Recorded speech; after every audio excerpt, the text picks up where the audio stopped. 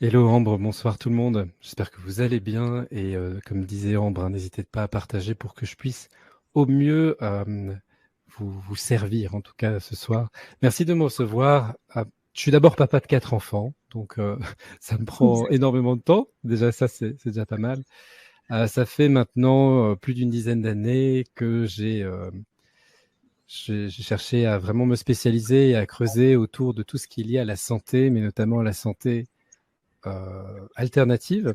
Et puis, bah, ça m'a amené aussi, cette réflexion liée à la santé, à creuser assez fort au niveau de l'énergétique, à creuser au niveau spirituel, puisque j'ai eu la chance, après avoir quitté la faculté de droit, de suivre un moine tibétain pendant plusieurs années, avec qui j'ai pu être initié notamment aux pratiques de méditation, notamment à des pratiques de médecine traditionnelle tibétaine. Et puis par la suite, bah, du coup, ça a ouvert plein de portes, hein, que ce soit l'étude de la naturopathie, l'étude, comme je l'ai dit tout à l'heure, de l'énergétique et de plein de méthodes énergétiques, l'étude de la médecine, qu'elle soit aussi bien conventionnelle que les médecines dites plutôt alternatives, et puis voilà, des rencontres, que ce soit Anthony Robbins, que ce soit des travaux en laboratoire en lien avec la physique quantique, différentes choses comme ça, pour essayer de répondre à cette question: pourquoi je souffrais, pourquoi je me sentais mal dans mon corps, pourquoi j'avais du mal à me sentir libre, ce sentiment d'être un peu enfermé, de ne pas réussir à explorer mon plein potentiel,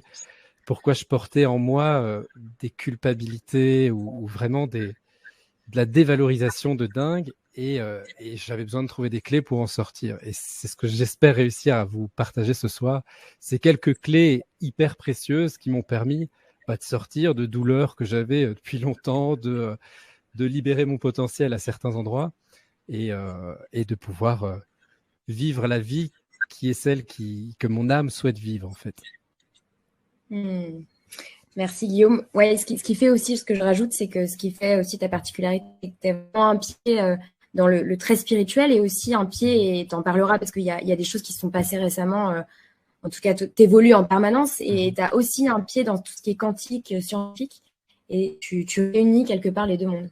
Oui, oui, en fait, pour moi, c'était hyper important parce que mon maître a toujours dit, et ça se trouve d'ailleurs dans les Yoga Sutras, il y a un des sutras, des sutras de Patanjali, qui dit que quelque chose est vrai lorsque ça traverse au travers de 3 conditions, à savoir que les anciens, donc ceux qui ont de l'expérience, valident cette information, qu'on le trouve, que notre intuition nous dit que ça fait sens, et le troisième point, c'est que notre réflexion nous dit que ça fait sens. Donc, en gros, que ce soit explicable, qu'on ressente que c'est juste, et puis que d'autres ont vécu une expérience similaire qui peut nous le permettre de le comprendre.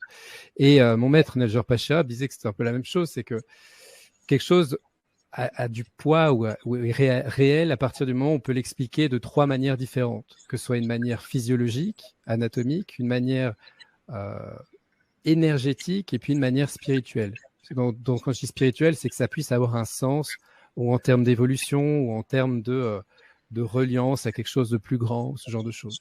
Et pour moi, ça a toujours été important de créer des ponts, de créer du lien, parce que j'ai aussi observé que lorsque je me transformais intérieurement, c'était important que physiologiquement, j'accompagne cette transformation. Sinon, en fait, dans ce principe d'incarner les choses pour passer à l'action, puis pour changer les choses concrètement dans le monde, bah, il fallait que j'aide mon corps. Et inversement, si je travaillais au niveau du corps, c'était important que j'aille jusqu'à une remise en question de ma manière de penser, dans la façon de gérer mes émotions, dans la façon de me questionner au niveau spirituel, dans le sens de quel est le sens de ma vie et ou le sens que je veux lui donner. Et j'avais besoin d'outils. C'est pour ça que j'ai creusé. C'est que je me rendais compte que aujourd'hui, en tout cas, c'est comme ça que je le vivais. Aujourd'hui, je pense que c'est comme ça pour beaucoup de gens.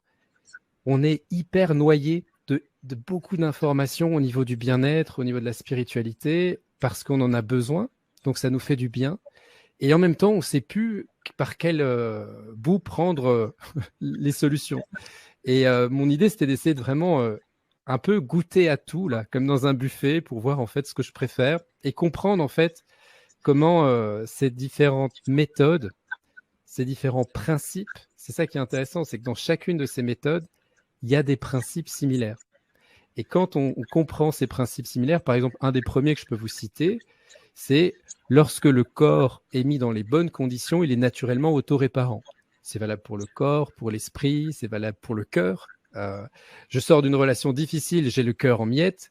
Si mon cœur est mis dans des bonnes relations ensuite, où j'ai de l'amour, il est naturellement autoréparant. C'est valable pour tout, en fait. Et ben ça, c'est un principe qu'on retrouve dans plein de méthodes, que ce soit le massage, que ce soit le yoga, que ce soit la naturopathie. Et en fait, ma quête, c'était une quête des principes du vivant, un peu de la permaculture humaine, pour essayer de comprendre c'est quoi ces bonnes conditions-là, c'est quoi ces trucs. Parce que tu disais, en fait, c'est quoi l'idée de redevenir maître de sa vie? C'est quoi notre mission finalement, ce que l'on porte en nous? Si je prends l'exemple de la permaculture, c'est valable pour chaque personne ici. Hein. La nature nous enseigne tout. La promesse qui se trouve dans une graine, et sa quête, c'est de pouvoir croître, d'exprimer son plein potentiel, de partager quelque chose au monde, puisqu'elle va partager au travers des fleurs, elle va échanger des fragrances, elle va rencontrer les insectes, et puis après, elle va produire des fruits. Et donc, il y a une pérennisation, il y a un partage, il y a le fait de donner quelque chose au monde. Et si je reprends l'exemple de cette graine, eh ben en fait, elle va traverser tout un périple. C'est un vrai challenge hein, pour une graine de devenir voilà, un bourgeon, enfin de devenir après un arbre. Je ne sais pas ce qu'elle va devenir. Ça dépend. Il y a le climat, il y a la rencontre avec les parasites au travers des insectes. Il y a plein de trucs en fait. Et ça, c'est l'histoire de notre vie. C'est qu'on est plein de promesses dans notre existence. Mais c'est important de travailler les différents niveaux qui se trouvent autour de notre plante, autour de notre... Si la graine, c'est notre cœur, autour de notre graine, quoi, autour de notre cœur.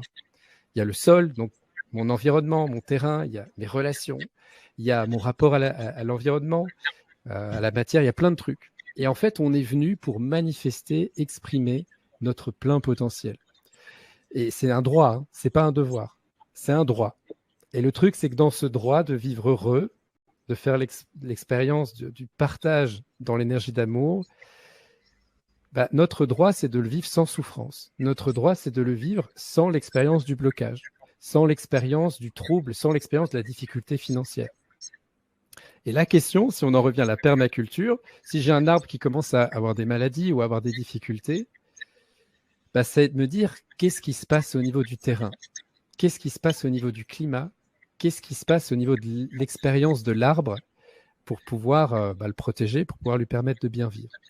Et là, ça a été de creuser au niveau de tous les principes. Et c'est ce qu'on va essayer de partager avec vous ce soir, c'est, tiens, c'est quoi les grands principes du vivant qui peuvent en fait vous permettre de manifester votre plein potentiel et de faire l'expérience du bonheur. Parce que c'est pour ça qu'on est là, avant tout.